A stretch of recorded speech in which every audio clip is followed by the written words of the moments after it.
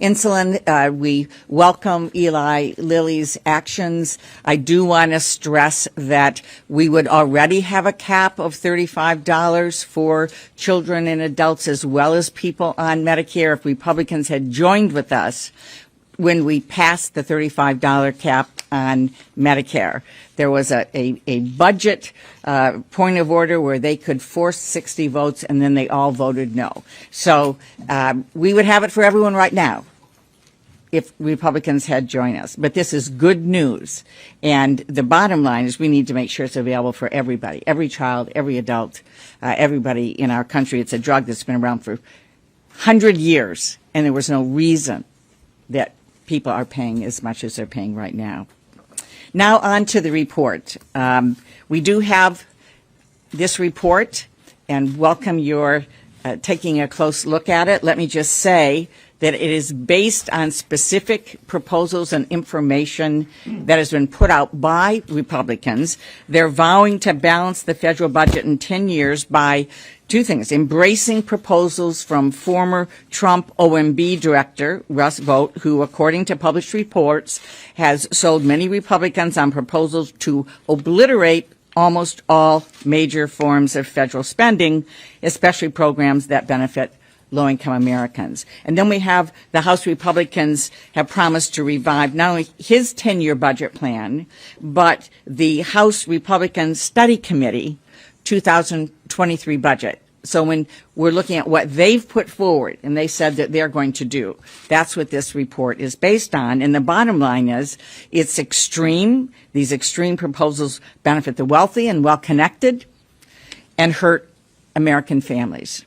So let me just reiterate some of those things. So we look at tens of millions of Americans that will lose their health insurance. We look at Wall Street being able to gamble with Social Security, raising the age on Social Security to 70. And then they also propose raising the age of Medicare to 70. Now, I've had bills, my colleagues have had bills to lower the age. We've been trying to lower the age to 60 or 55 or lower, or Medicare for all. They want to make it harder to get health care, to get Medicare. You have to wait 5 more years to be able to get Medicare, as well as privatize it. And they would cut $1 trillion. They want to increase health insurance costs by $1,000 a month by taking away the Affordable Care Act. Get ready, friends. New benefits are being approved right now, and top lawmakers are considering extending extra monthly benefits for low-income households. This is important news as a national emergency ends today. My friends, you may qualify for an extra $100 monthly benefit boost if you meet the eligibility requirements. So make sure that you watch until the end of this video. Also, dear friends, to say thank you for being part of this community and for joining me here every day, I will be announcing 2 winners this coming Friday for the $75 Walmart gift card giveaway. If you'd like to enter the weekly giveaways, all you have to do, friends, is click and like several of my videos and then comment below the keyword of each video that you watch. My friends, the more videos that you watch and then comment on, the greater your chances of winning the giveaways. Putting food on the table will be a lot harder for millions of Americans starting this week. Food stamp recipients will each receive about $90 a month less in benefits as the Crisis Hunger Relief Program comes to an end nationwide, 3 years after Congress approved it. Every household who has SNAP benefits will see their monthly benefits shrink by at least $95. According to the Center on Budget and Policy Priorities, some larger families could experience monthly reductions of $250 or more. Dottie Rosenbaum, Director of Federal SNAP Policy at the Center, told reporters, "It's something that people are going to notice. It's $3 billion a month that's going to food that's not going to be there anymore." This is leading food banks and pantries, already stretched thin by increased demand due to the surge in grocery prices, to brace for a new spike in needs. Congress voted to end the crisis emergency allotments after the February issuance as part of the government funding package that was passed late last year. The legislation also created a permanent summer benefit program to provide funds to the families of about 30 million children to allow them to buy groceries in place of school meals during the summer break.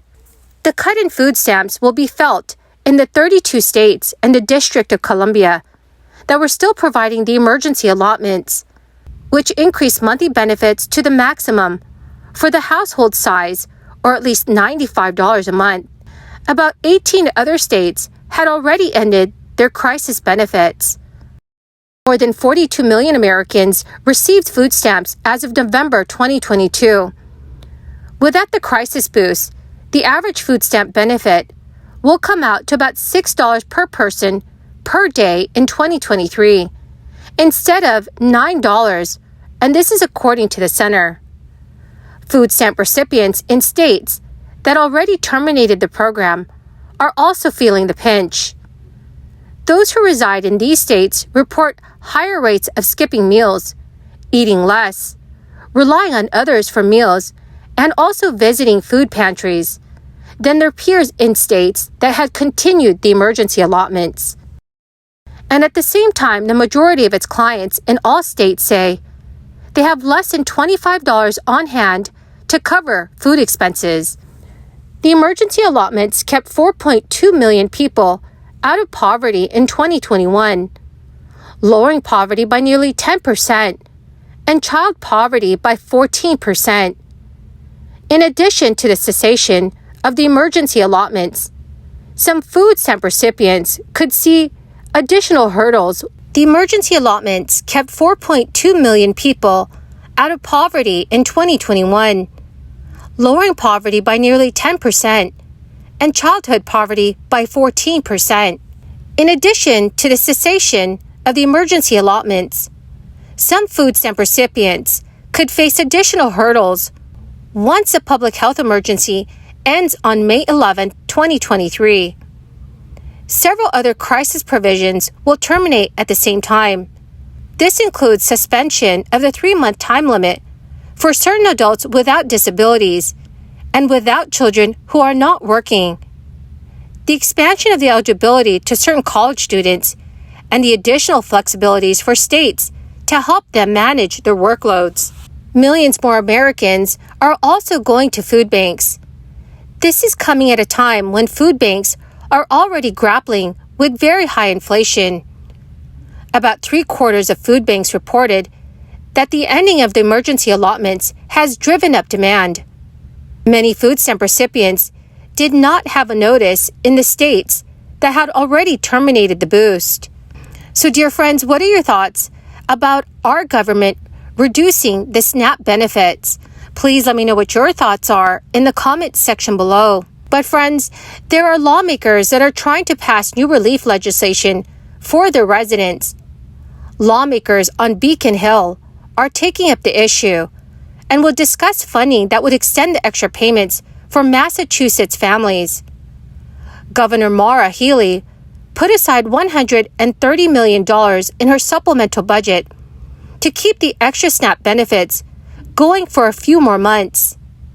The House will take up the bill, and there has been good indication that lawmakers will approve the funds.